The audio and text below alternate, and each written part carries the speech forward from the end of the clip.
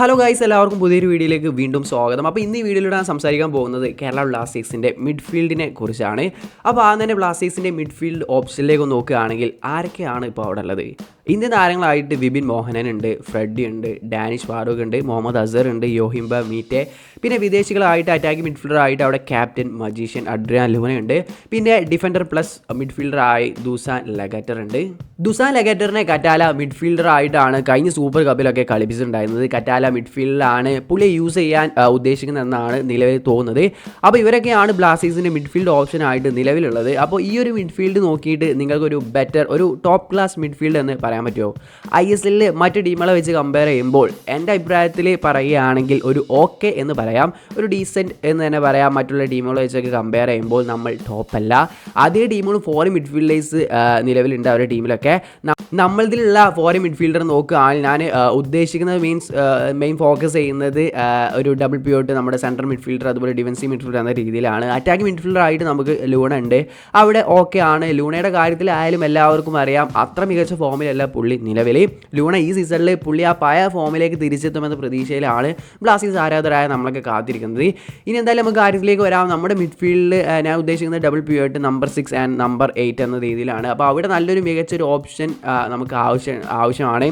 അവിടെ ഒരു partnership ഉണ്ടാക്കിയെടുക്കേണ്ടതുണ്ട്. Indian താരങ്ങളെ ലൈക്ക് ഇവാൻ്റെ കീഴിൽ പുയിറ്റയും അതുപോലെ ജീക്സണും കളിച്ച പോലെ ബ്ലാസ്റ്റേഴ്സിൻ്റെ എക്കാലത്തെയും മികച്ചൊരു മിഡ്ഫീൽഡ് ഡുവോ ആയിരുന്നു അവർ ഉണ്ടായിരുന്നത്.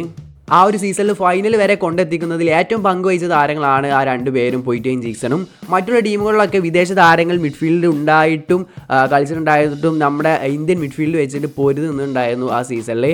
അതുപോലൊരു ഡുവോ ആണ് നമുക്ക് മിഡ്ഫീൽഡിൽ നിലവിൽ ആവശ്യമായിട്ടുള്ളത്.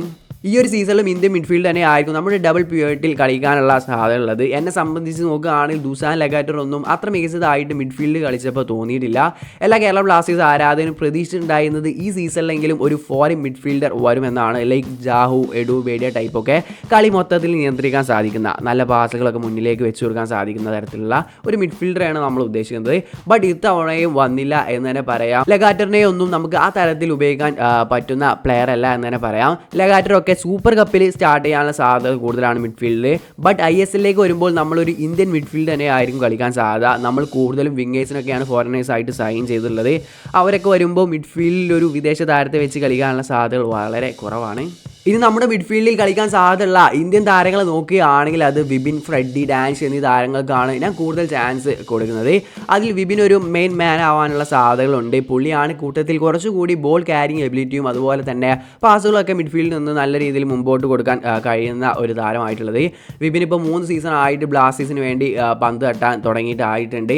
അപ്പോൾ ഈ ഒരു സീസണിൽ പുള്ളിയുടെ കീഴിൽ നിന്നും ഒരു എക്സ്ട്രാ ഓർഡിനറി പെർഫോമൻസ് പുള്ളിയുടെ ഭാഗത്തു നിന്ന് വരണം.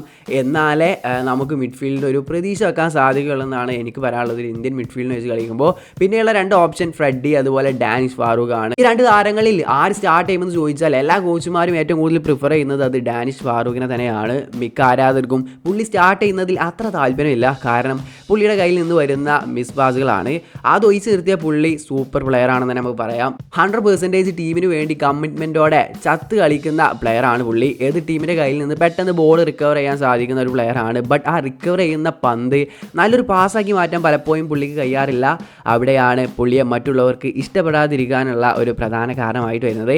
അത് റെഡിയാക്കിയെടുത്ത നല്ലൊരു മുതൽക്കൂട്ട് തന്നെയാണ് ബ്ലാസ്റ്റേഴ്സിന് ഡാനിഷ് ഫാറൂഖ്. പിന്നെയുള്ള ഫ്രെഡി ആകട്ടെ ഒരു ഓക്കെ പ്ലെയർ എന്നേ പറയാൻ സാധിക്കുകയുള്ളൂ. ചിലപ്പോഴൊക്കെ നല്ല പെർഫോമൻസ് കാണാറുണ്ട്, ബട്ട് ഇൻകൺസിസ്റ്റൻ്റ് ആണ്. പിന്നെ മിക്കവാറും ഇന്ത്യൻ പ്ലേയേഴ്സൊക്കെ ഇൻകൺസിസ്റ്റൻ്റ് തന്നെയാണ്. എന്തായാലും വിപിനൊപ്പം ഡാനിഷ് ഓർ ഫ്രെഡി സ്റ്റാർട്ട് ചെയ്യുന്ന രീതിയിലായിരിക്കും നമ്മുടെ മിഡ്ഫീൽഡ് വരാനുള്ള സാധ്യത. പിന്നെ മുഹമ്മദ് അസർ മറ്റൊരു ഓപ്ഷൻ ആയിട്ടുണ്ട്. ഇവാൻ്റെ കീഴിൽ 3rd സീസണിലൊക്കെ അസറിൻ്റെ നല്ലൊരു പെർഫോമൻസ് ഒക്കെ കണ്ടിട്ടുണ്ടായിരുന്നു. ബട്ട് കഴിഞ്ഞ സീസണിൽ നല്ല രീതിയിൽ അവസരം പോലും കിട്ടിയിട്ടുണ്ടായിരുന്നില്ല. ഈ സീസണിൽ ഉയർന്നു വരാൻ സാധിക്കുമോ എന്നുള്ളത് കണ്ട് തന്നെ അറിയേണ്ടതാണ്. പിന്നെ മിഡ്ഫീൽഡിലുള്ള മറ്റൊരു ഓപ്ഷൻ അത് യോഹിംബ മീറ്റെ ആണ്. അപ്പോൾ പുള്ളിയെക്കുറിച്ച് പറയുകയാണെങ്കിൽ പുള്ളിയെ സീസണിൽ കണ്ടിട്ടേ ഇല്ല, ടീമിൻ്റെ ഒപ്പം ജോയിൻ ചെയ്തിട്ടുമില്ല. വരും സീസണിൽ ഉണ്ടാവുമോ എന്ന് തന്നെ അറിയില്ല. എന്തോ ഇഞ്ചുറി ഉണ്ട്, അതിൽ നിന്ന് റിക്കവർ ആവുകയാണെന്ന രീതിയിലൊക്കെ കേട്ടിട്ടുണ്ടായിരുന്നു. No idea. ഇതൊക്കെയാണ് ബ്ലാസ്റ്റേഴ്സിൻ്റെ മിഡ്ഫീൽഡ്. എന്താണ് നിങ്ങൾക്ക് തോന്നുന്നത്? ഒരു നല്ല മിഡ്ഫീൽഡ് ബ്ലാസ്റ്റേഴ്സിനുണ്ടോ? എൻ്റെ ഒരു അഭിപ്രായത്തിൽ നമ്മൾ ജനുവരിയിൽ നല്ലൊരു ഇന്ത്യൻ മിഡ്ഫീൽഡറിനെ സൈൻ ചെയ്യണമെന്നാണ്. അല്ലെങ്കിൽ നിലവിലെ ഏതെങ്കിലും ഒരു ഫോറിൻ താരത്തെ മാറ്റി നല്ലൊരു ഫോറിൻ മിഡ്ഫീൽഡറിനെ കൊണ്ടുവരണം എന്നാണ് എൻ്റെ ഒരു ആഗ്രഹം. എന്താണ് നിങ്ങളുടെ അഭിപ്രായം? ഈ ഒരു മിഡ്ഫീൽഡ് മതിയോ? കമൻറ്റ് എന്തായാലും നിങ്ങൾ ചെയ്യുക, നിങ്ങളുടെ അഭിപ്രായം കമൻറ്റ് ചെയ്യുക. അപ്പോൾ അടുത്ത വീഡിയോയുടെ വീണ്ടും കാണാം. അതുവരേക്കും ബൈ.